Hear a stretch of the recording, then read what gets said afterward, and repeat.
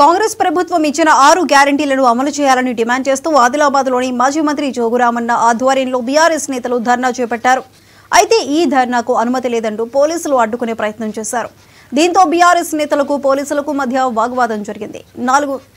420 హామీలతో అధికారంలోకి వచ్చిన కాంగ్రెస్ పార్టీ అన్ని వర్గాలను మోసం చేసిందని జోగురామన్న విమర్శించారు.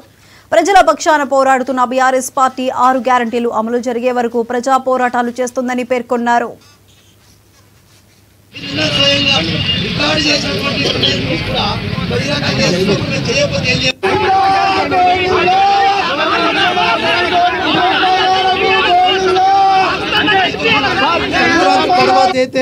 అప్పుడు ఎంపీ ఎలక్షన్ల కంటే ముందు ఏదైతే date cut off date December 15 చెప్పిండు, ఆ డేట్ లోపల చేస్తా అని చెప్పిండు. మేమేం అడుగుతున్నాం, ఇవాళ అది కావాలని చెప్పి అడుగుతున్నాం. దయచేసి ఇక్కడ ఉన్నటువంటి పోలీస్ సోదరులు కూడా అర్థం చేసుకోవాలా.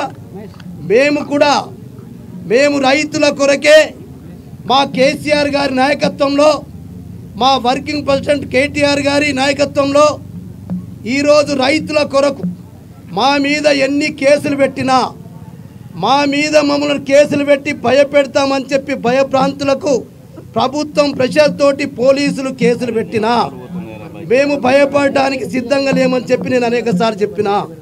దయచేసి అందుకొరకే ఈరోజు రేవంత్ రెడ్డి గారిని ఒకటే డిమాండ్ చేస్తున్నాం. ఇలా రుణమాఫీ అందరికీ చేసేంత వరకు బీఆర్ఎస్ పార్టీ పోరాటం ఈరోజే కాదు, అందరి రైతులకు వచ్చేంత వరకు కూడా మనం పోరాటం చేస్తామని చెప్తున్నాం.